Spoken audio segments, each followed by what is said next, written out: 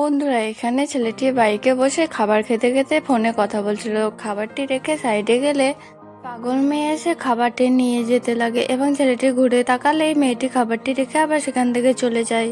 ছেলেটির অনেকটি খারাপ লাগে, তাই ছেলেটি কিছুক্ষণ আগিয়ে এসে দেখে মেয়েটির কাছে আসতে মেয়েটি তো ভয়ে সবকিছু ছেলেটির কাছ থেকে লুকিয়ে ফেলে এবং ছেলেটি মেয়েটির সঙ্গে ভালো ব্যবহার করলে মেয়েটি তাকে সবকিছু দেখিয়ে দেয়। মেয়েটি ছেলেটিকে ড্রয়িংগুলি দেখালে ছেলেটি তো বিশ্বাস করে না, একটি পাগল মেয়ে এত সুন্দর ড্রয়িং আঁকে কিভাবে। ছেলেটি ওখান থেকে উঠে একটু চিন্তা ভাবনা করে সেখান থেকে চলে যায়।